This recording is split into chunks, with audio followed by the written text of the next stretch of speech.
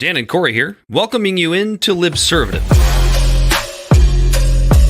The great fundamental issue now before our people.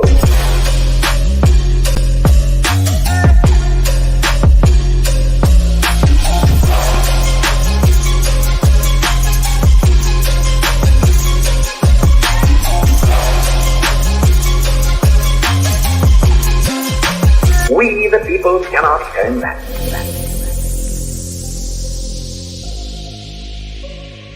Yeah, welcome in to another rousing rendition of Libservative, the show containing two intellectual idiots fostering political and cultural literacy. He, as always, is Corey Walsh. And he's the world-famous Dan Griffin. A little bit different today. Corey has a big black sheet behind him. It's not the first time that's ever happened to him in his life. Also, we've let's just say we're trying out a new team member this evening. Yeah, he's behind the black sheet. I just added him to the and wearing black face. The mic is not connected. I guess just yell. We're working out all of the bugs right now. We're adding a third team member. He's our Jamie. It's Bell the Body Snatcher. Yeah, Bell the Body. Now it's stuck. Now that's his thing. That's right. He's here to be our basically our producer role and basically be our bitch. That's bitch and producer. He's gonna be filling in all the gaps. And Dan. No. No, but he's gonna be helping us out and helping fill in all the gaps and like fact check things that we say on the fly, keeping track of comments, making the show just the next level of quality. He's gonna be very happy with his salary, which is nothing. Yeah, neither is mine. I think I'm in the negative with this podcast. We're gonna be working out these audio difficulties. We knew they were gonna happen when we started tonight's show, but next week will be much better. Just scream from behind the curtain, Bell. Tell everybody hello. Hello. He's the man behind the curtain. It's the world famous Bell. What you don't know is that was actually just Corey doing his best ventriloquist impression. He's real. Bell's real. He's here. He's actually here. Yeah, I swear to God. Chicken, I like crack, and I like checking facts, and that's why I'm here. There he is. Bell the Body Snatcher. The people that only listen to the podcast are not going to be able to appreciate me pulling behind the curtain. Anyway, Corey, what's up? I wanted to start tonight's show by I know we usually go over like what we're taking in culture. Well, it's actually kind of going to be first. Yeah, go ahead and tell the people where they can find us. Libservative Podcast is found on all social media and podcast platforms. Our website is libservativeshow.com, and we can be found at Libservative on Facebook, YouTube, and Twitch. Instagram and Twitter at LibservativePod. Our TikTok videos can be found at Libservative Podcast. And you can reach out directly at libservativepod@gmail.com. Subscribe today. So normally we would start with, what we're consuming culturally and what we're drinking. But tonight I had a revelation while I was on the shitter right before we started the show. It's very important. It's where I do all my best thinking, as most great men do. Absolutely. The revelation that I had is about the laugh react on social media. And you and I talked about this a little bit before the show, and we have a little bit of a disagreement on this because you enjoy using the laugh. I'm an avid fan of the laugh react. But the way I view the laugh react is it's what rubes use to when they want to comment on like a thoughtful point that they disagree with, but they don't have any way to actually do it. So they just laugh react as if that's going to like get a reaction out of you. And maybe that's why you use it. I mean, it sounds you call me a rube? No, it's the laugh react. This is in my opinion is a form of art. Okay. So some art is bad. So subjectively, but it has to be used really, really well. Like it can't be a laugh react to like a well thought out opinion to where it's like it could be from Occupy Democrats, Prager U, the Daily Wire, NPR. any of these different ones. Like if it's like a laugh react, but it has a Can I just say that was really good? I love how you were really careful to name like 2 left-wing outlets and 2 right-wing outlets equally. That's just fantastic. just here to call balls and strikes. Dirty centrist show. And so when I use it, it's when it's just a really dumb take where the people think they're being clever and it's really stupid. Where it's like, let me think. Oh fuck. It's whenever you try to think of something like this, there's just so many that it just floods your But what about the rubes that think your take is dumb and they use the laugh react in an inappropriate manner? That's what I'm saying. my thoughts are so sound, Dan. No, like yeah, there's people that do it that they think they're being funny where it's just like, okay. But when if it's something like let me like when it's like the really dumb like boomer takes, like if we just built a wall and put a catapult on one side, we could just send them all back. It's laugh react because you're fucking stupid. Even though, and that might not be even a good take because that would be like what they're looking for, I guess, a laugh react. But I'm just or like when Occupy Democrats would share a really shitty take on something when they're All trying you to got to be, do, all I like got when to do someone's is trying to be all I got to clever. do is open their Facebook page. I can find an example. Yeah, it's like when they're trying to be serious and clever, but their take is just so fucking bad. You just laugh react it because you know that someone has seen that and it's just making them so fucking angry.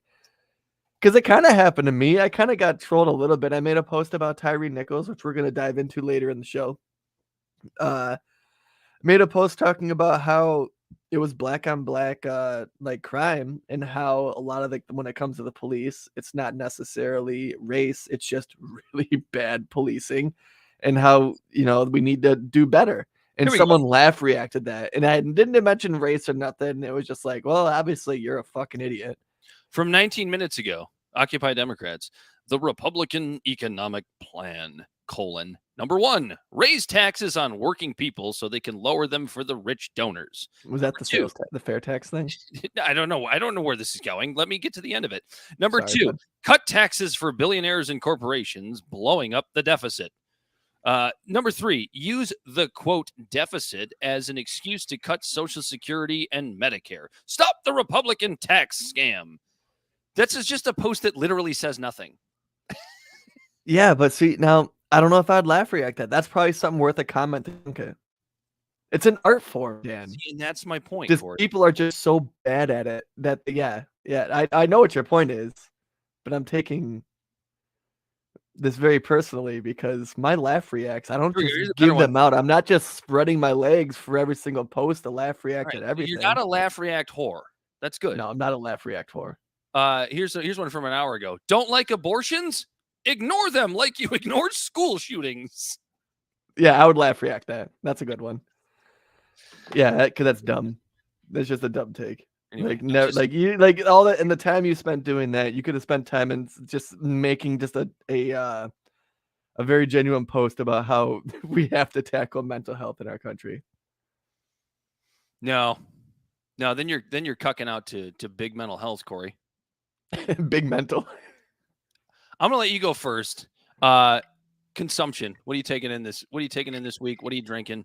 Basil Hayden's and some Pigeon Hill salted caramel stouts. That's what I'm consuming. No, I'm just kidding. I mean, I'm not kidding. That's what I'm drinking. Ha! Laugh react. Anyways, I've been still watching The Last of Us, which I realized I'm now at the point in the show where I stopped playing. Remember me mentioning in the show before that like there was a point where I stopped playing the game to where like the storyline was going to be something completely fresh to me. There was a point where I had to catch myself and check myself because I felt like a conservative douchebag because in the series, this one character, he builds a badass setup, like what you would dream of. Like this would be your setup, if the apocalypse happened. And he saves this guy who falls in a hole and they end up being gay. wife accused me of homophobia because I saw it happen. I was like, ugh, really? Because I thought it was just a grift, but it was actually a part of the game. So then I immediately felt better and okay because of the fact that they didn't deviate from the game. So you didn't see it as like gratuitous homosexuality in Hollywood. Right. Yeah. It once I realized it was it was the storyline from the game.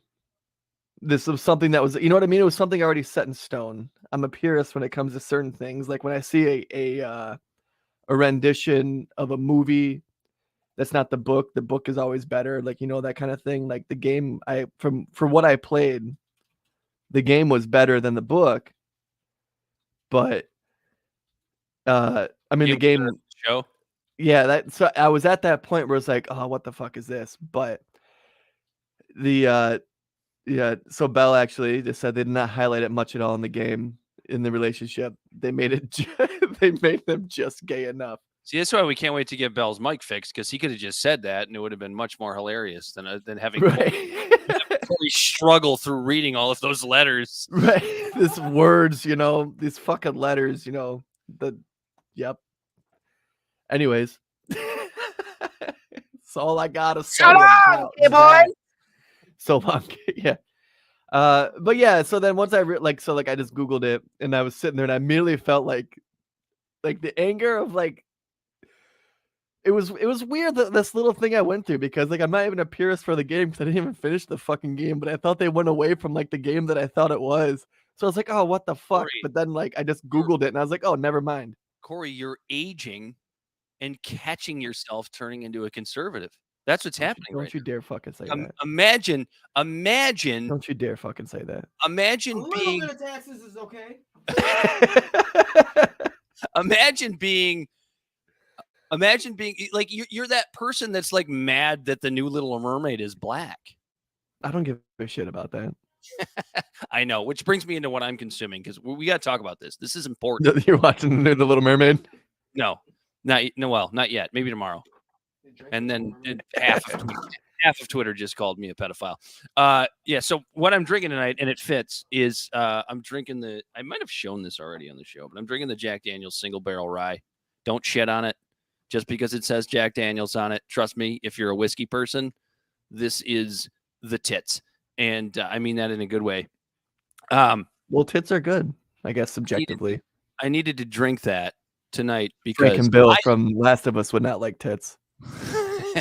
I watched the first 3 episodes of Velma, as I promised I would do after last week's episode.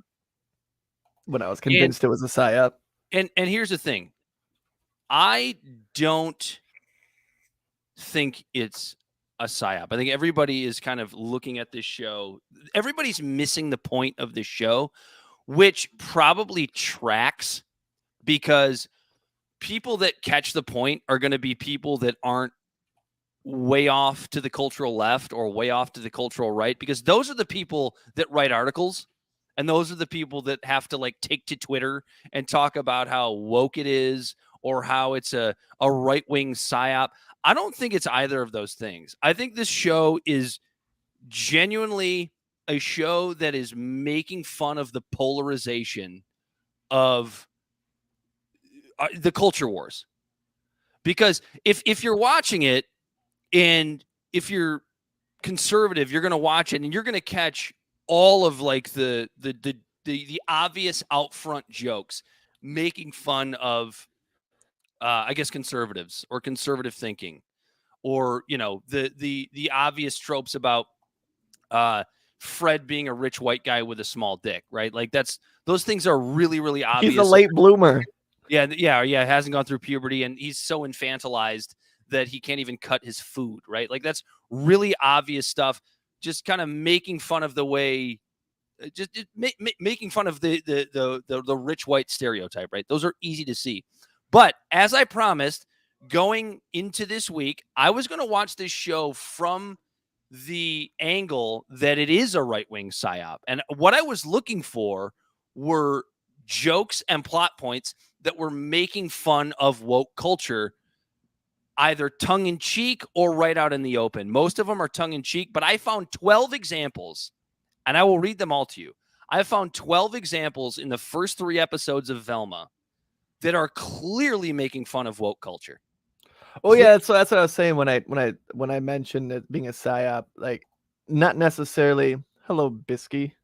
This person said hello. Oh, it's little biscuit is the emoji. Let's just throw that up there because it's cute. Maybe welcome to the show. it's Like, follow, and share. Yeah. What were you saying? It wasn't like I wasn't implying it was necessarily a psyop from the right. It was just trolling the entire society of the country to where they made fun of wokeism and it pissed off the left, but they did it clever enough to where the right didn't catch on to it. To where where the right got pissed, saying it was like a woke show. Well, and that goes to the polarization of the cultural issues that we have, right? Because like the left will like invent a narrative. The cultural left will bring up a narrative, and we'll get into this. This is the title of the episode. We'll get into this a little bit more on a serious note with the Tyre Nichols stuff is coming up here later in the show.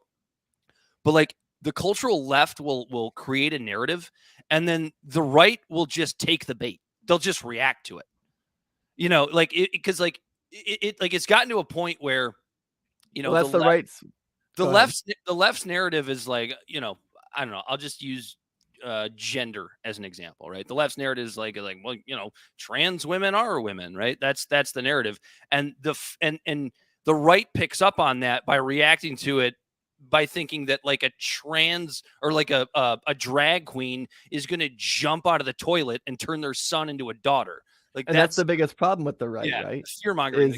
You don't. Nobody can tell you what Republicans stand for, but you sure as shit know what they're against. Yeah, absolutely. And that's we're actually going to talk about that a little bit in the show later, also. And you wonder why you can't win the popular vote, right? Even just talking politics, when you're always on the back foot and you're always just reacting to whatever the left is doing instead of, creating your own type of culture, like.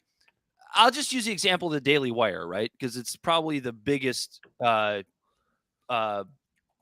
conservative piece of media outside of the mainstream, like outside of Fox or Newsmax or whatever. And they sit there and they'll tell you like, hey, the nuclear family is what matters and religion is what matters and God is real. And if you don't have God, things aren't going right. Like they'll say that. Or you can't live a good life without God or whatever the fuck they say.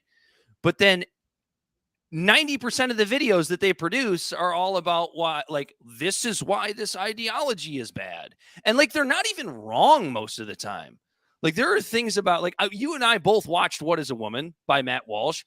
I mostly enjoyed it. I thought it was interesting. I thought it was an interesting take.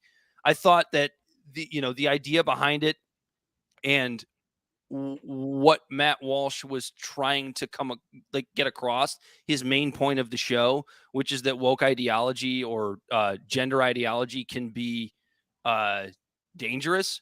I respected all of that, but they never have anything else to say. They never have anything else to replace it with other than like, well, you should just be a Christian. Yeah, it's like what else do you have to say? So I'm going to go over. Unless you have anything to add to that. No, you pretty much nailed it. Yeah, like my biggest problem with What is a Woman is like there was no pivot to where like he had this opportunity to have good faith conversations and instead he just trolled. Did he though? Because what I got out of that film was that he just asked the question and people didn't know how to answer it. And I think that was the whole point of the movie was when he would ask, what is a woman? And anybody who's involved in, trans ideology. Yeah. Oh, yeah. No, you're right. Because remember in the end, he ends up asking his wife. He goes, "What is a woman?" She says, goes, "A human female or whatever." A human female needs your help to open this jar or something like that. I thought it was well done. I enjoyed it. I didn't take it to heart or whatever. I'm not going to pay for a Daily Wire subscription to watch it again. No. Yeah, I canceled my Daily Wire subscription. I had to see that film. I had to see it. I was sorry. It sucked me in.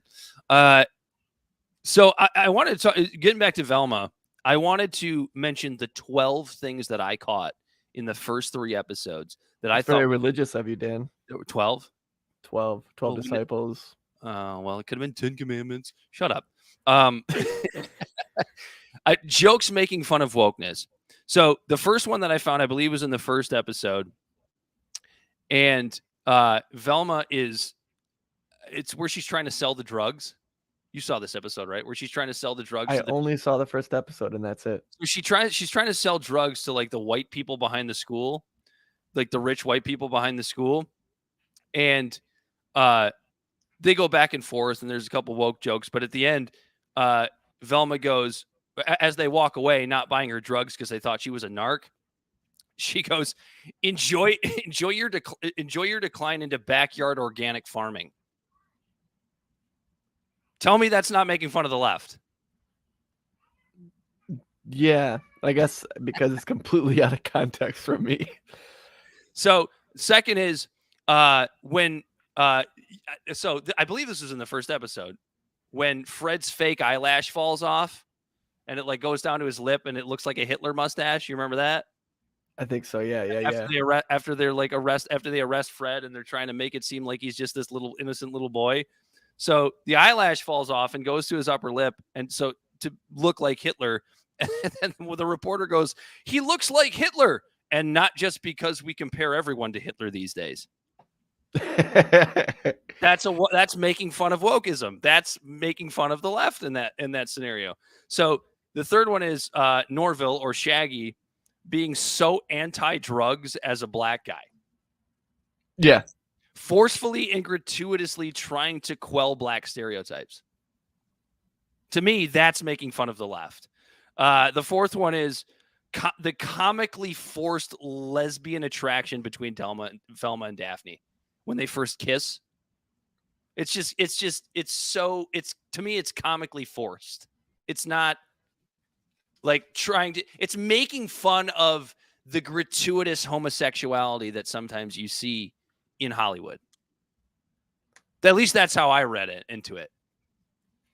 The infantilization of Fred, the over-infantilization of Fred, to me, is kind of one of those, you pushed it too far, so it's funny because you're making fun of the left. It sounds like you like this show, Dan. I'll get to that. So all the hallucinations, why didn't I get that word out, that Velma's having is kind of making fun of like this over need on the left of like, we have to care about mental health and everybody's mental health matters. I feel like overplaying that is making fun of woke culture. Episode 3, which you have not seen. I've only seen episode 1. God, I can't even explain this one. I wish we could pull this one up, but I don't think any of us have our HBO Max signed in. But there's a scene at the very beginning of episode 3 where Velma is talking to Norville / Shaggy. And in the background, there's a bunch of stuff going on. And all you see is like these two gay men just ravishing each other across the back of the screen in the background. Like they're just like licking each other's teeth. And it's, again, like making fun of the gratuitous nature sometimes of homosexuality in Hollywood. You have to see it if you haven't seen it. It's in like the first 2 minutes of episode 3. You'll know what I'm talking. That's actually where I laughed the hardest. Where I laughed the hardest was in the first scene when they were doing the baby pics when the baby was inside the womb. And it was just like pushing instead. You could see like the full fucking face. That was like the only part where I was like, oh, that's actually kind of funny. The 8th one is every set of parents in this show is interracial. Every single one so far in the first 4 episodes or 3 episodes. Like the gratuitous nature of like the fact that we can't have a same-sex couple in a TV show anymore. To me, that's a dig at wokeism in Hollywood. The self-defense tournament in the 3rd episode being like this trying to determine who's least vulnerable. It's an all-girls self-defense tournament. That's what they call it. It's basically kind of riffing off of Cobra Kai, which is a great show. And it's the name of the tournament is the tournament to determine which girl is least vulnerable. Yeah, That's a dig at wokeism, I think. that's what I'm saying. This show is gonna marinate, and like it's gonna be like, oh, that's what this is. I got 3 more. Fuck. I told you I had 12. I know, I'm just teasing. There was a line, I can't remember who said it. I should have written it down in episode 3 that said, I haven't seen women so overconfident since my mom's on election day, 2016. It must have been Daphne because she's got the gay moms. I haven't seen women so overconfident since my mom's on election day 2016. That was the line. That's actually a pretty good line. That's making Because fun. everyone was like, oh, Hillary's gonna win. Yeah, Hillary's just gonna win. She doesn't have to visit 48 out of the 50 states. Making fun of Democrats. And then these last 2 are also from the 3rd episode. Velma is in the office with the counselor after Daphne beat her up in the self-defense tournament. And the counselor, who is Shaggy's mom or dad, or Norville's dad, he goes, yes, she beat you up, but you hurt her feelings, which is way worse these days, in like a sarcastic tone. Is that making fun of the right, or is that making fun of the left? That's making fun of the left. 100%. And then the last one is the entire character of Norville's dad. He's a psychologist. He's a school psychologist, and they make him a fucking idiot, which is kind of making fun of this whole, the fact that everybody needs therapy and everybody's feelings matter, and like the fact that like psychologists are morons. Like that's making fun of the left. 12 instances in the first 3 episodes of Velma. So you're basically like going with what I like agreeing with what I was saying is how this is like intentional. Yes, but it's also making fun of the cultural right. There's plenty of jokes, but I wasn't looking for those. I saw them. I ran across them. It's a show that is designed to make fun of the polarity of our culture. And that's why everybody hates it, because everyone's so dug into their little trenches of emotionally attached ideologues. Those are the people that say things. Those are the people that tweet things. Yeah. Like anybody who's in the middle that recognizes what this thing is sane enough to get up in the morning, take a shower, scrub their balls, take a shit, jerk off, and go to work, and not worry about what the fuck Velma means or doesn't mean. It's not done well. To go back to what you said earlier, it's not done well. I don't think it's funny. I had I had like one really hard laugh and like a couple of chuckles. It's a dumb show. And maybe but it might be just that it's before its time. Maybe that's what it is. Yeah, it's all very intentional, I think. That's yeah. No, that's the longest water you consuming segment we've ever had. I know, we're 28 minutes in. And did you even have any videos for Bell to play tonight, or is he just sitting there picking his ass?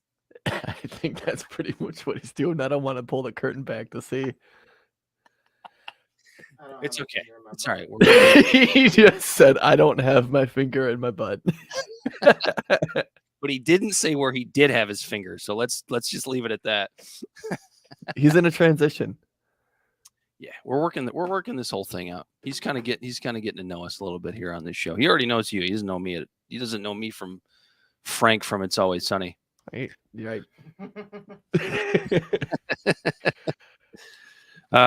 Did we want to move on? Yeah, we got to move. Unless you had something else to say about Velma. No, I think that it's crafted to piss everyone off intentionally. Yep. It's gonna be like The Room, where like 6 years from now everyone's gonna go back and go, wow, this is great. What a wild time 2023 was. I have this feeling it's going to be looked back on as being, I could totally be wrong about this, but I have this weird feeling right now that it's going to be looked back on as like actually pretty genius. It is. It's going to be seen as before its time. So It We'll took me see. one episode to realize what they were doing. I'm gonna keep watching it. Oh Jesus! I'm I actually have to I'm gonna too. keep watching it because I got to see where it goes. I got to see where it goes. Once we get to the end, maybe we'll revisit this. Anyway, Sloppy ports. the big. Well, should we save that one? You want to talk about? 'Cause You want to talk about the big one? You want to talk about the little one? Well, we could. You want to cover the Gallup polls? Because like this one, I know is just gonna take like I got a lot to say about this, All right. Well, and then to go from that such a heavy topic onto like this other light shit, I feel like it's not gonna do it justice. Are you considering other people's feelings? A little bit. Okay, let's do it. Okay. You're better than me, Corey Walsh. You're better than me. What do you mean? I'm over here just fucking drinking bourbon and doing my best, I guess.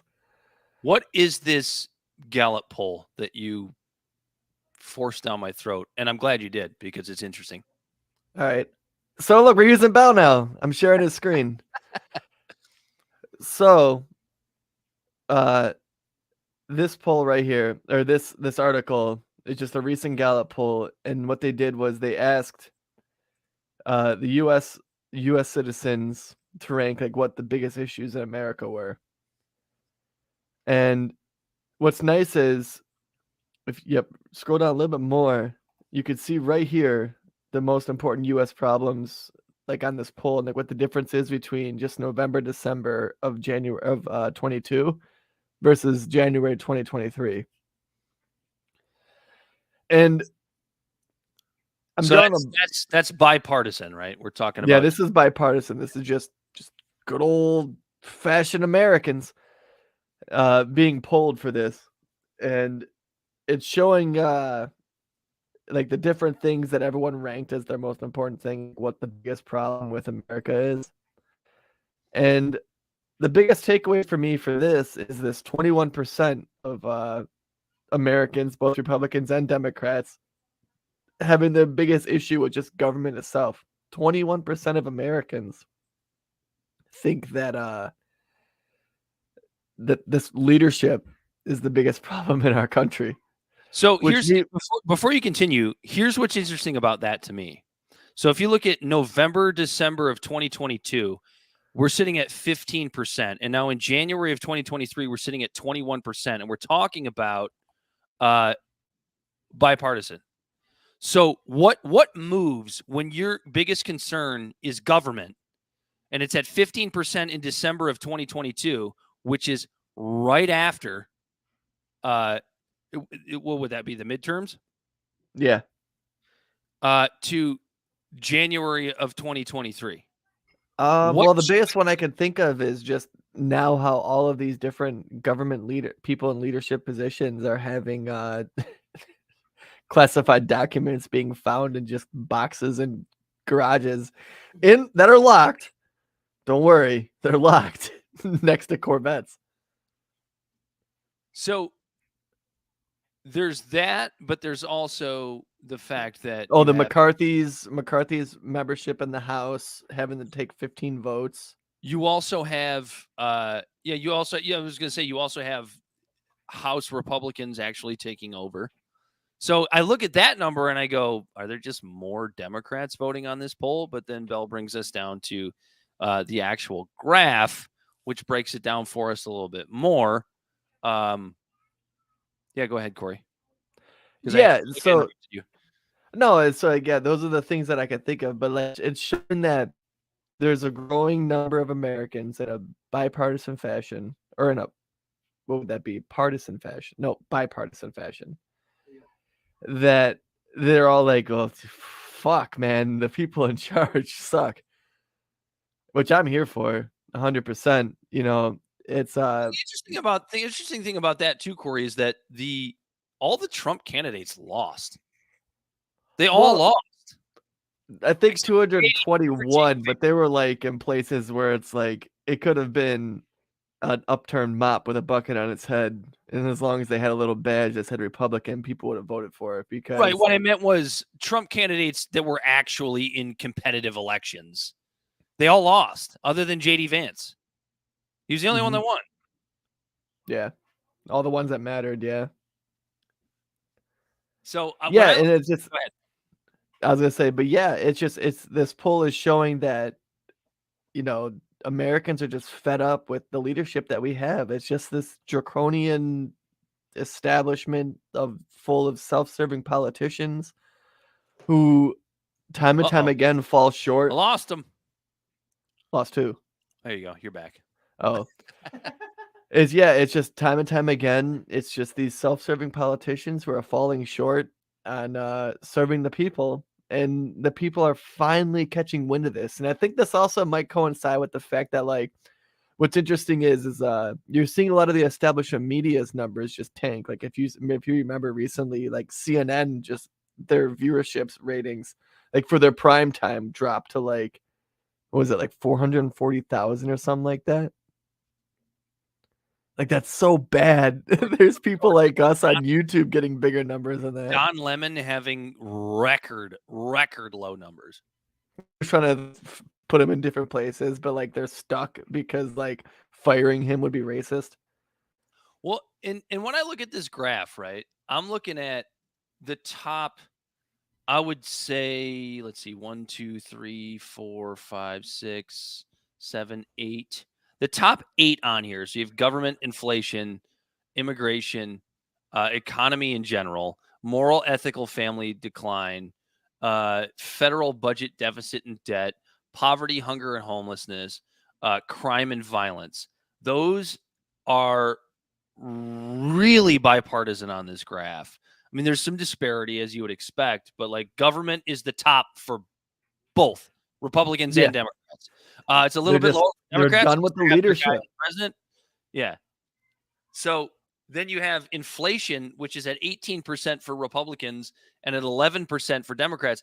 11% for Democrats, 7 points lower than Republicans. I wouldn't have thought that they would. Right, yeah, because establishment media, especially coming from the left, really pushes this whole narrative that it's Putin's price hike. It's all Putin. It's not the $10 trillion that have just been printed in the last couple of years. Everyone knows it's bullshit. Yeah, and so that right there, it just gives me more faith in the American citizens that like they see through the bullshit. The only disparity I see in that top 8 is immigration. 18% for Republicans and 5% for Democrats. And we've talked about this multiple times, Corey. If Republicans could come around on immigration, how good that would do for their election numbers, their ability to get elected. Because it's so dumb. It's really that immigration is just an actual issue, and it's like just you could easily just solve the problem. You could easily just solve the problem by two things, Corey. You know both of these: implementing a fair tax so that we don't have to worry about people's income taxes anymore, and 2, recognizing the fact that we need more fucking immigrants in this country, not less. That doesn't mean it's the only reason that America doesn't have to deal with depopulation issues like every other country in the world. Yeah, and it's not even a matter of like the way the left tries to portray it of like being the good people and allowing all of these nice people to come into our country. We have to be, humanitarians about it. No, economically, it fucking just makes sense to have more immigrants in this country. We have jobs that cannot be filled right now, and it's just going to continue to get worse. So you have to do two things. You have to have more babies, and takes 18 years for them to be able to join the workforce, or 15 or 16, whatever the hell our child labor laws are these days. And then government. And then you have the only other way is to bring in more immigrants. And yet they don't all have to be, your Rhodes Scholar fucking business moguls, right? They can be workers. They can just be workers sometimes. Yeah, it's just, just like imagine if we just doubled the immigration lawyers and immigration judges and got these people in and just made it to where like they were able to just, even without the fair tax, like the fair tax for the first time in years, it might actually like has like a 1% chance of actually happening. Yeah, it's not going to happen because it's not going to make it through the Senate. Why? It's not going to make it to the Senate. Why won't it get to the Senate, Corey? Because all of these people that are self-serving, like at this point, I'm like being repetitive. They benefit from the fucked up regressive tax system that we have. They try to play it off as it's progressive, but it's regressive as fuck. When people who can add 10 zeros to their annual income that from what mine is, and they pay less annual taxes than I do. It's actually a really well thought out answer that I wasn't even looking for, but I like yours better. Oh, well, hey, what can I say? Sometimes I surprise you. Spook. Because I was going to say that it's because it's a Republican idea and you have a Senate dominated by Democrats and they're just going to say, nope. Oh, no, there's only like 20 Republicans that are advocating for this in the House. Like it's probably not even going to pass the House because Republicans aren't going to vote for that. They make way too much money on fucking bamboozling the tax system that you or I will never be able to do. The other disparity is race relations. Isn't that interesting? 2% of Republicans, 9% of Democrats care about race relations. So do they care about it or do they see it as an issue? See it as an issue. So what does that tell you? So like now well, because let's really think about this. Let's think about this. Republicans don't think that racism is real, Corey. Don't you know this? That's what I'm getting at. To where they were like, do you think racism is an issue? Like, is it an answer like, well, no, I have black family members. I'm not racist. Or is it like that weird thing like what is more racist of like admit I like talked saying to a black guy at the corner bar the other day. He was a nice young fella. What is it like what's worse?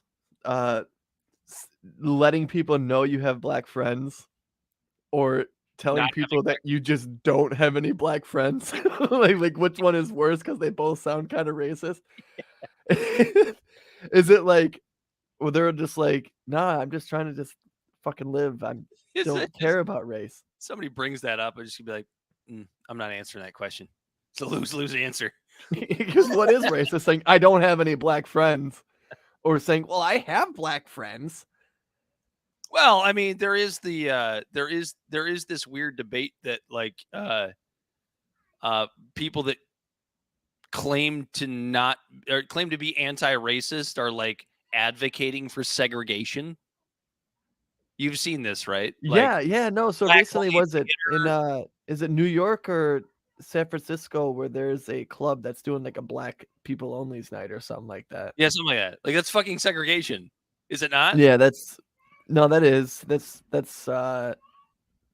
the exact same thing that you're pissed off about, like where you're not seeing the forest through the trees. I mean, I don't really give a shit. I probably wouldn't go to something like that, but it's just like Dude, we should just show up and then just stand there and look confused the whole time. Like, where are all my like great grandmother was black. I'm one of you. Is that true, or are you just being racist? Do you think they would test my blood right there at the door? I don't know. You could just say you identify as black, I guess. That's true. I could do that. You just come in and go, well, I have black friends. They wanted me to come here. So dumb.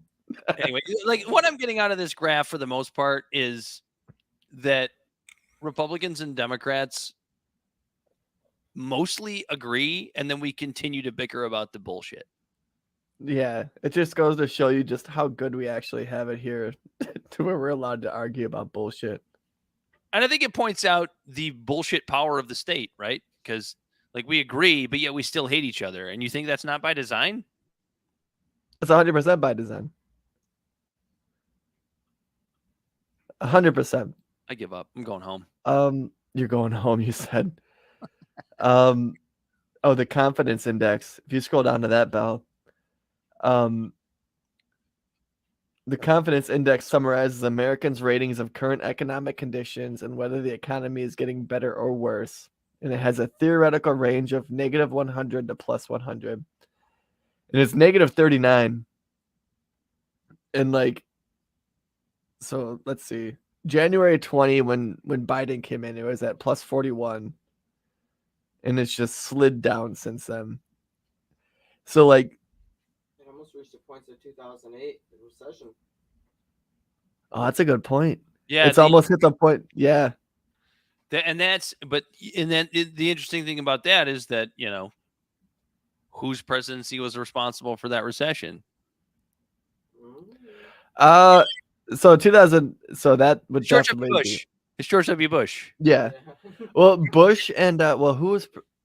When did the dot-com bubble start? That would have been under Clinton. That would have been because under Clinton, when the dot-com bubble burst and there was like that small dip, is when the Federal Reserve, I think, actually started its like quantitative easing stuff, like on the sly.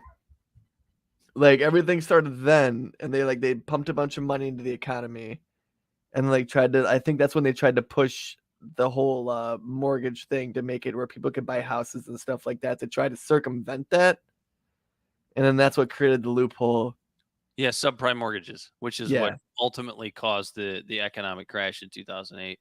And it was the correction of the dot-com bubble is what caused the. If I'm right, I might be wrong. Wasn't that? It's a little off topic. It's a little off topic, but isn't that kind of what makes you a little bit nervous about crypto, especially when you just saw what happened with what's his nuts, Sigmund Freud? Not necessarily, because like if crypto stays its own thing, I like the idea that it's its own trading block, it's its own thing, that it's completely irrelevant from the economy. To where it's like if you're trading in it and like let's say it completely crashes, the people who voluntarily put their money into it, they lose their money, but it's not a part of our banking system. To where it's all right, let me see if I can articulate this right.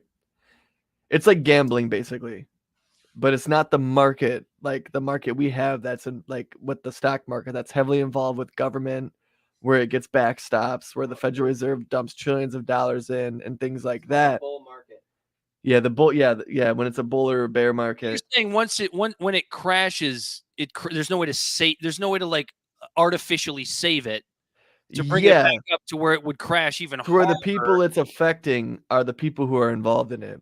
I guess I get that. Big asset companies aren't taking all their money that they have with assets and putting it into crypto right now. Anyways, they're putting it into ETF funds and things like that. I guess I get that, but then I look at what happened. What happened with FTX. It makes it very, very easy to build in the stock market, but off of. Interest rates didn't change because of that. Like stock, the Dow is. You see dips and dives right now because it is a little more volatile because they're not doing quantitative easing anymore. It didn't affect everyone's day-to-day living here in the actual financial world. It didn't collapse. The people who lost out are people who did that almost like gambling on DraftKings. And so I guess that's where I'm at with that. I guess that's true. It's almost like FTX was like Bernie Madoff light. yeah, it didn't make a bunch of people lose their houses. I mean, I'm sure some people might have lost their houses because they were actually dabbling in that, but you could probably look it up, and that's probably only 1% versus people who lose their houses because of gambling or addiction or anything else. Shall we get to the big one now, Corey? Yeah, we can get to the big one. Are you ready for this? Are you ready? For this? I'm at this point where like I'm drunk enough to like talk about this, but not too drunk to where I'm going to stumble over my words. I'm going to piece. Obviously, we were going to talk about this a little bit last week. The Tyre Nichols situation. So Tyre Nichols and policing in the United States. Why do we continue to have the wrong discourse? We didn't talk about this last week because I don't believe the body cam footage was released yet. Am I correct on that, Corey? It was released. Yeah, it was released. Like the day after. It was like while we were on the air. Oh, was it? Okay. And even that in itself, I'm gonna say this: the release of the body cam footage, like the way everyone was waiting for it, like it was an album drop in itself, was like, I don't know. I was kind of repulsed by that. It's fucked up, right? Yeah, we were waiting for it like a movie release. I understand wanting to see the body cam footage, right? But like the reason people were waiting for this body cam footage was to somehow try and prove some sort of ethical point. to gain social clout one way or the other. And what I'm getting out of this situation is that we still have no idea how to discuss the issue of policing in this country. Because what ends up happening is you have something like what happened to Tyre Nichols, which was maybe the biggest police murder atrocity that we've ever seen. Now, and maybe I'm just saying that because it was, high profile and we have the body cam footage, and like, I'm not trying to degrade anybody who lost a loved one at the hands of police from now back until the beginning of time. But seeing the way this went down and seeing the entirety of the body cam footage, it's certainly the most high profile, and it's certainly the grossest one that It's we've the seen most so far. objective one. Yeah.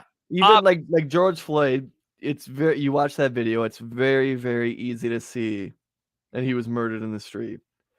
But it gets convoluted really fast with the whole racism thing. And you could make a bad argument or something that it was manslaughter. You and I don't feel that way, but No, he murdered him. you could make And a really but bad, but somehow it quickly coherent shifted from trying to deal with the police issue, and like it was easy to divide the country over an issue that could have been solved then, and making it with a distraction of race, because race is one of the biggest shiny objects in our society that we continually use to divide the people time and time and time again. Whereas this black chief of police, all the officers are black, and they beat to death a black man who, like, I teared up. I still haven't watched the video. I need to. I didn't want to because I didn't want to fall into the hype and give someone sort of clickbait and anything like that. But then I was listening to the Reason Roundtable earlier, and they were talking about how it's important to watch this stuff just because, like, you kind of need to see it. You kind of need that, like your little glass bubble to be shattered to see like what brutality is. And like, this is 100% fascism. This is what a police state is. The guy, even if it was reckless driving, even if he was driving down the wrong side of the road, he didn't kill anybody. And they got him out of his car. They had control of his body. There was 70 conflicting commands within like 13 minutes to him. And like, they're like, show me your hands, but his hands were behind his back and they had his hands. This was just bad policing, people on power trips, and it was absolutely disgusting and gross. And I could throw in a million and a half words to describe this. Well, I think hey, what's up, Bright Nice? The thing that makes it so like animalistic is the fact that this was a situation where they constantly and continuously beat this man to death. This was something that took place over the course of many minutes, hour, whatever it was. And they just continually beat this man to death. A lot of what we see when it comes to police overreach, it's generally like a gunshot, right? Like, or a couple of gunshots, shooting somebody in the back, something that's over really fast, right?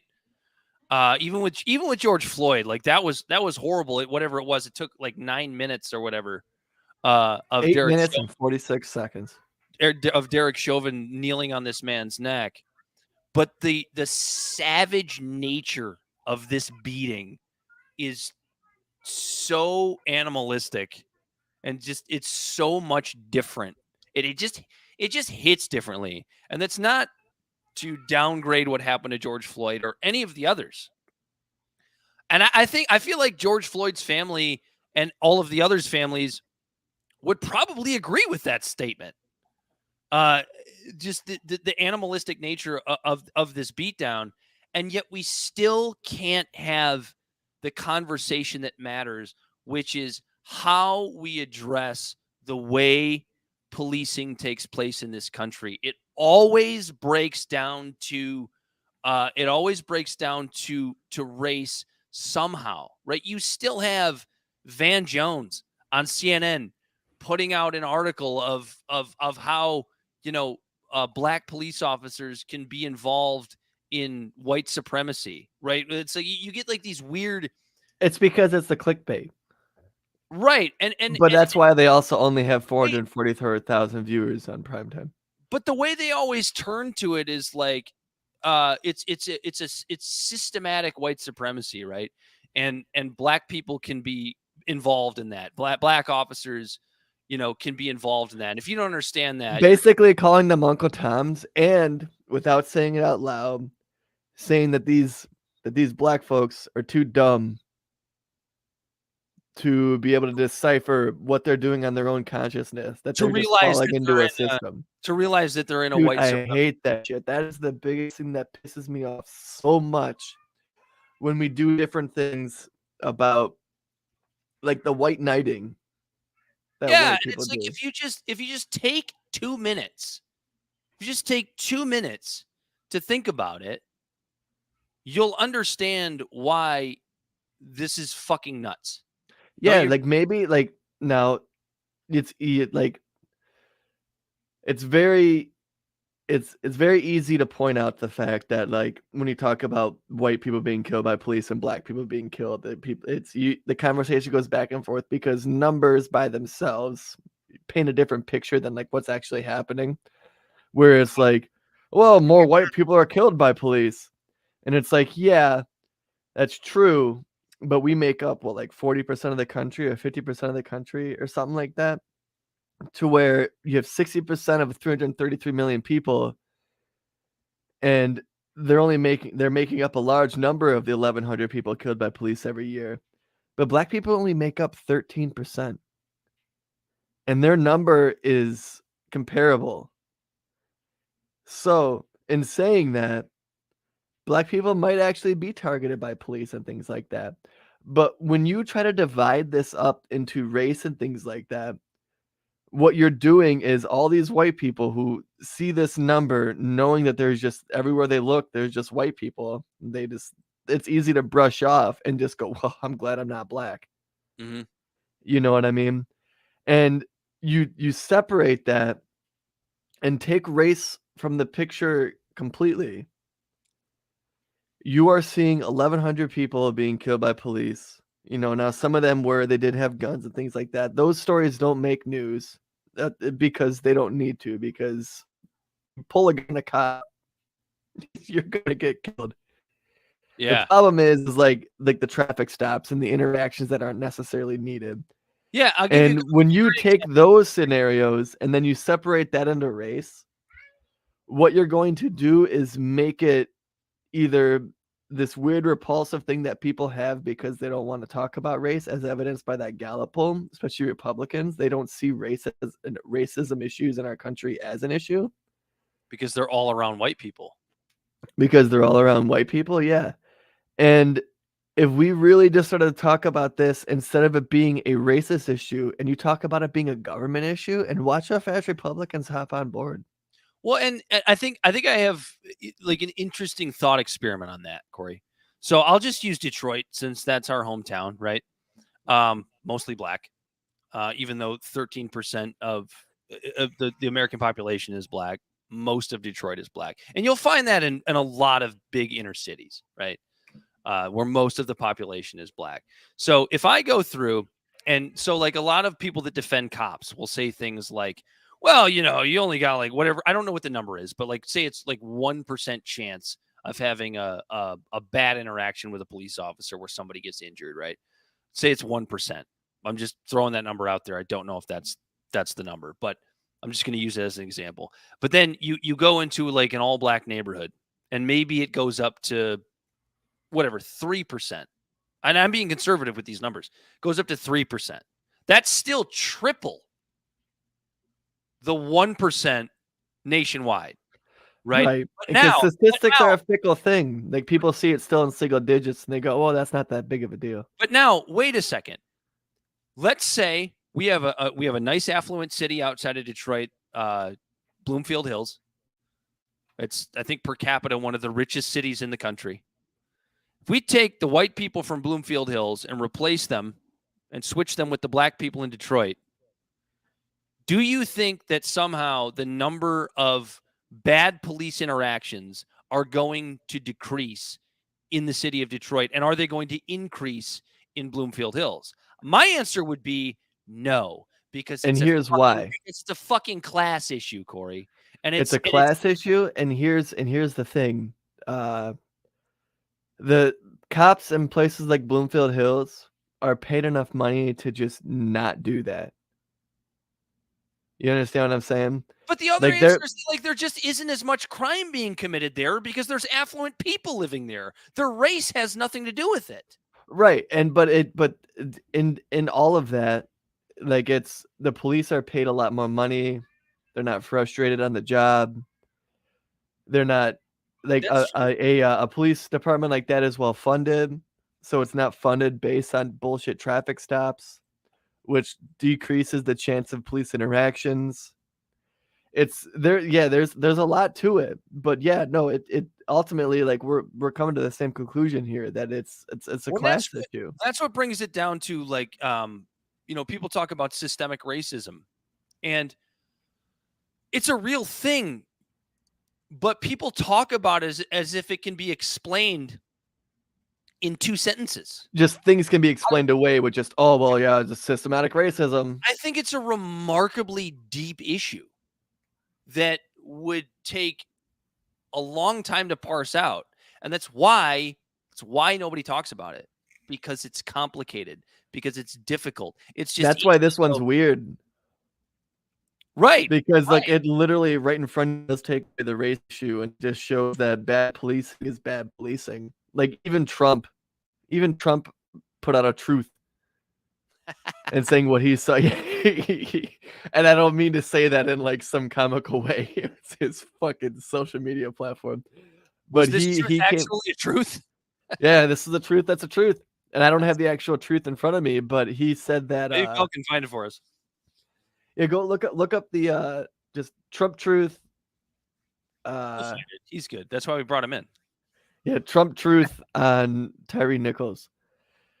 But he said that it was that it was like absolutely aberrant, and fucking terrible. And then you even have, but you have people that like immediately jump to the defense of, and this goes back to, the title of the show, the left setting narratives and the right reacting to it. You immediately have people jumping to the defense of police, like as a whole. And it's like, why is that the first place you have to go? And I think I know they love the taste of leather. I don't even think that's it, Corey. I know you like to call them bootlickers, and most of the time I agree with you. But like I thought about this for a while today, and it really has to do with the fact that they already have conservative values, and they already see like Whoopi Goldberg saying things like, "Do we need white people to get beat up by police before we care?" Because statistically they already do. Understood. But like the people that are going to defend police don't see it that way, and they look at it as an immediate attack on police, so they have to jump for the first thing to go, well, not all cops are bad. Like nobody's having the actual conversation, right? It's like, because that's a fundamentally true statement, Corey, because if all cops were bad, we would have a really fucking bad, we would have a real problem. No, that's true. Like there's millions of interactions with police every day, and most of them are just trying to do their jobs. And that's just it. You have people that are like, I'm so tired of this all cops are bad narrative. And then you have, I'm so tired of cops beating up on black people. But nobody's talking about like, let's end qualified immunity. Let's hold these people accountable. Let's maybe stop having so many ridiculous police interactions with the public for revenue collecting services. Maybe properly fund police stations. And this is what's an issue too, because me, I'm big on the least amount of federal government as possible. But if police stations in inner cities were properly funded and they were getting paid what like police stations in like Bloomfield Hills or areas like that, then they might not have to rely on making money I lost you, on Corey. traffic Where are you? stops. You back? You're back. He's back. I'm back. So what I was saying is maybe like now I'm against like a federal police station or whatever, right? I'm against like just a federal police force.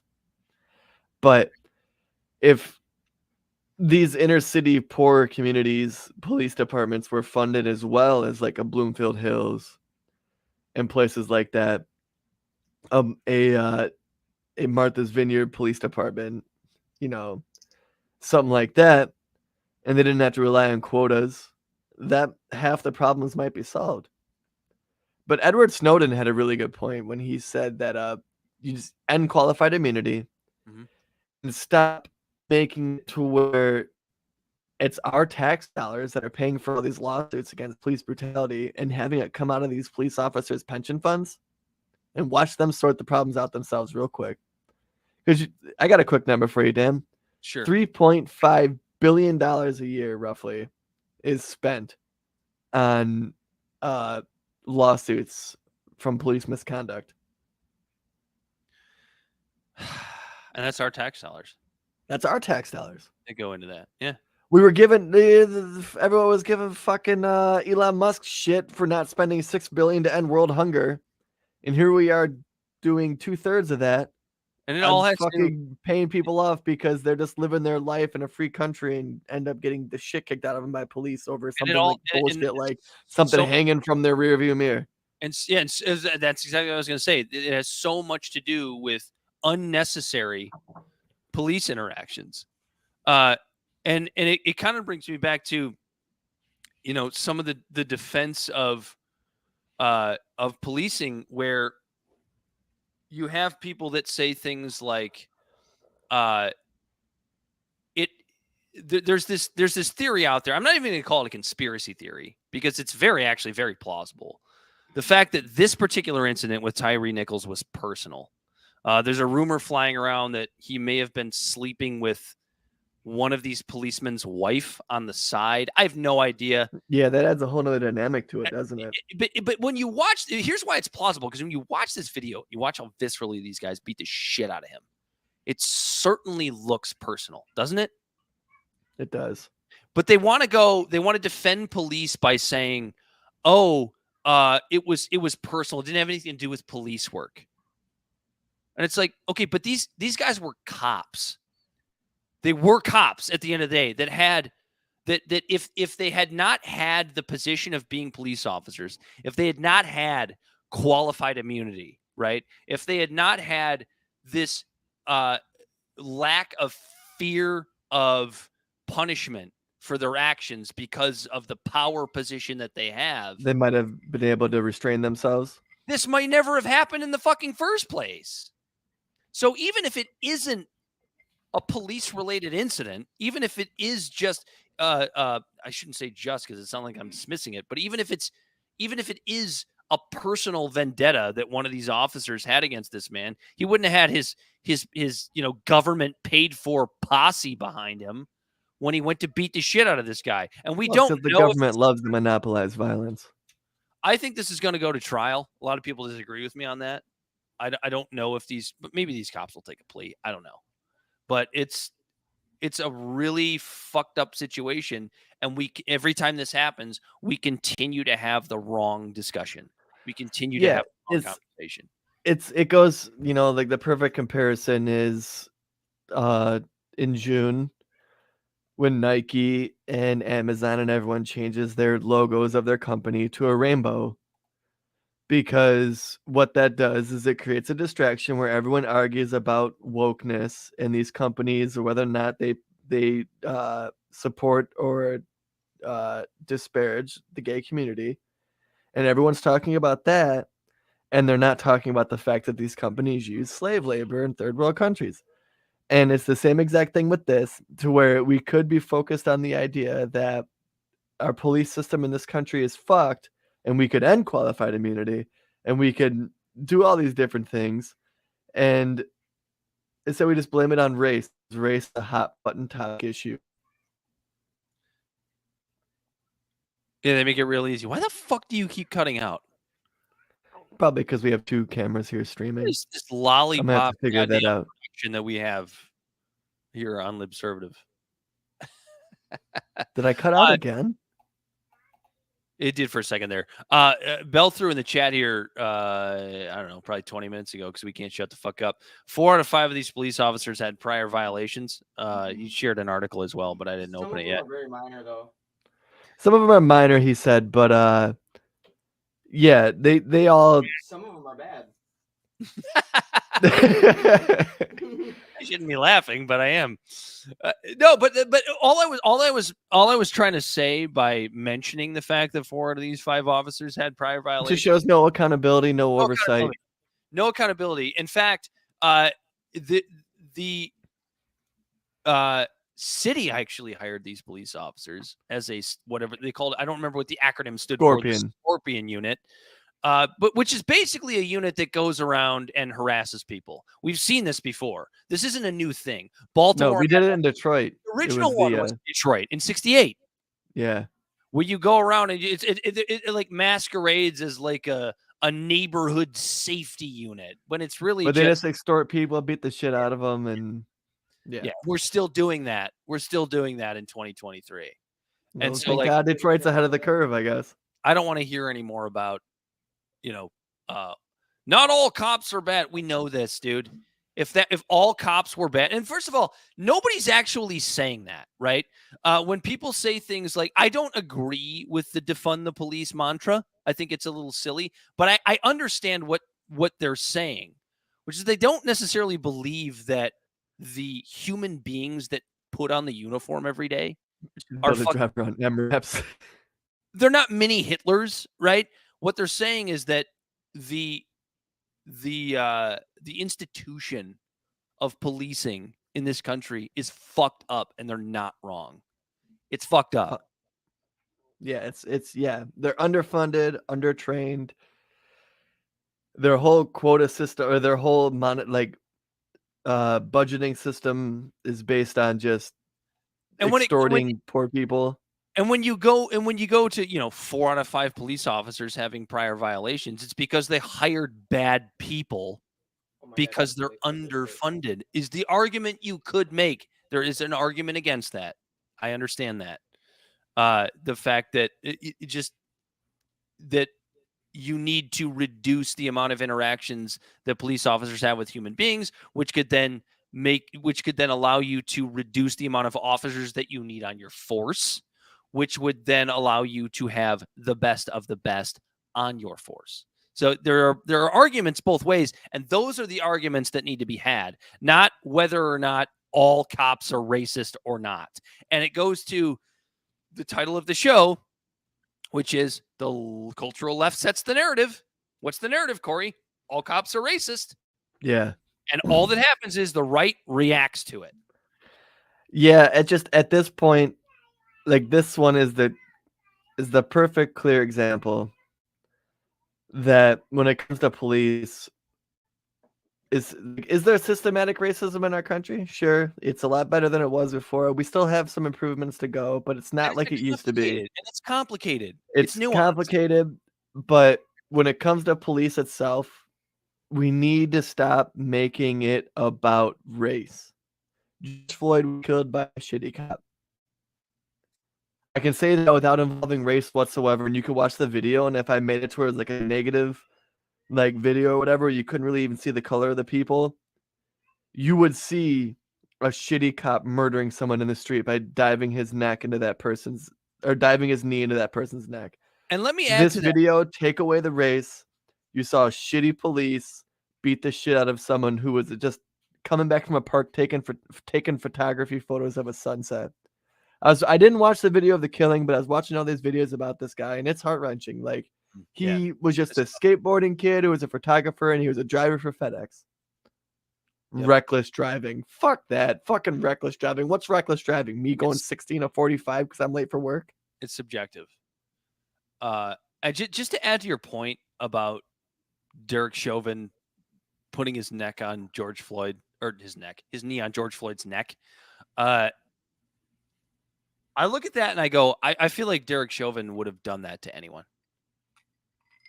Like, I just don't feel like, and I'm not defending Derek Chauvin in any way. He's a horrible police officer. Right. Yeah, that's the thing. But Him like, killing a white George, person doesn't make him any less shitty than him killing a 100%. black person. And if George Floyd were white, I believe 100% he would have done the same thing. He probably would have. And you know what? And that's the issue, is that video wouldn't have garnered as much attention as the George Floyd one did, when it fucking should. Ryan Whitaker. There's so many names of white people who have been killed by police unjustifiably. And that if we were able to put this into the media like we do with, like, when black people are killed, all these white people who are able to hide behind the whole idea of race, because that's what happens in our country too. All these people, like when I talk about how they go, oh, thank God I'm not black. Mm-hmm. They follow a status quo.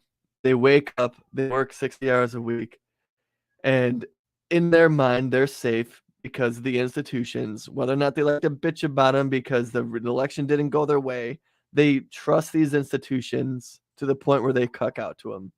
Just like the left does. The right does the same exact thing, because of the fact, as evidenced by the fact that when this happens, they don't even have a forward step. Like we said, like we just know what they're against, not what they're for. It's because they have the same amount of faith in the same institutions that the liberals do. Mm-hmm. Okay.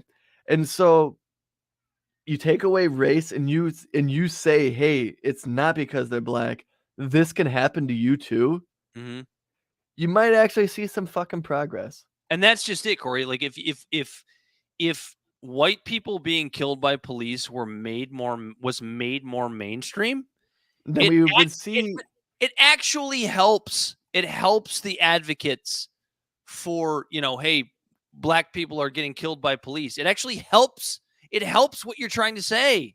Right. Because it shows what the actual systemic problem is. Now, in saying that, it goes back to us. It goes back to the whole thing of where it's like white people don't give a shit about black people. No, and that's not what we're saying. And it's not what we're saying, but it's what we're saying is everyone's in their own bubble.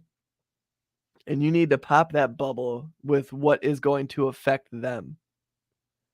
When you make this big stink about it being race, when you're not a part of that race, that's not in your bubble, and it feels like it's a million miles away. You get some rural person living in Bodunk, fucking middle of nowhere in the fucking woods, and they see something happening in the inner city, it doesn't affect their daily life. People change their outlooks with stories, not statistics. Right? It's the whole. How does this relate to me? No, it's the whole one death is a tragedy, a million deaths is a statistic. People don't give a shit about statistics because there's nothing that they don't get anything out of it. There's no emotional reaction. Like, I'll give you a great example, right? The best example of all. What's the best example? The Holocaust, right? 6 million Jews. You hear that number. Wow, that's a really fucking horrible number. And it is. We all know this. But what do we relate to? We relate to the story of Anne Frank. Right?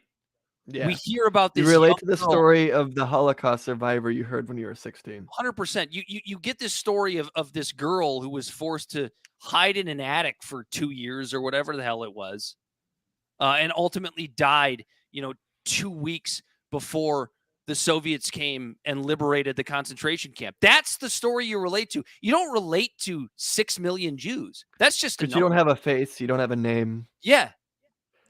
That's how you change opinions. And so if you start adding low-class white people being killed by cops as well, it doesn't do anything except help what you're trying to say, which is that it's so weird how we're saying this, because like what we're saying is 100% factual and true. And we have to paint a picture for people to make it relate to them, to see an actual problem being solved. And maybe that's what it is. But yeah, like, what is it? Like Camille Foster on the fifth column says all the time. He goes, no one should have to find pride or disgrace or like embarrassment in race, sexual orientation, or any sort of ideology. Like it just shouldn't be a thing. You shouldn't have to be prideful in who you like decide to love. You shouldn't have to be prideful in the color of your skin. And you shouldn't be embarrassed with who you love. And you shouldn't be embarrassed based on the color of your skin. And if we did take race away from this issue for the sake of the white folk, we might actually see real problems being solved in this country. And what that would do would also help the black folk. And it sucks to even have to put it like that because of the fact that it's still, even then, it's still based in race. Oh yeah, and in certain circles, like everything we just said in the last 20 or so minutes might be considered racist. And I don't care. I really don't. I don't care either, because you know why? Because what I'm saying is I want less people, regardless of color, being killed by the government. Yeah. Amazing, isn't it? That saying that might be misconstrued as racism. No, it's just like, let's not have cops killing people. That's good. Rest in peace, Tyre Nichols. 100%. It's just it's so fucking gross what happened there. And we'll probably talk about this some more as these fucking assholes get prosecuted. I hope this goes to trial. Right, and then and then when that's the thing. It's like nothing's even gonna get done. You're gonna get Pelosi and Schumer wearing the fucking African garb again, and then that's it. Pelosi doesn't matter anymore. She's not at the top of the totem pole. Oh man, I know you're upset about that. Love you're it. Get to see, I'm you're not not going to be able to see see her her tits anymore. I do love her tits. Yeah. Be tough. Yeah, so Belle, since you're new to being a part of the show, Explain it to him. yeah, I'm gonna explain it to him real quick. I love Nancy Pelosi's tits. He just wants to see him. He wants to motorboat her. They are the greatest 80-some-odd-year-old tits I've ever seen in my life. He's not disagreeing. Hates her policy. Hates everything else about her. He just wants to see her tits.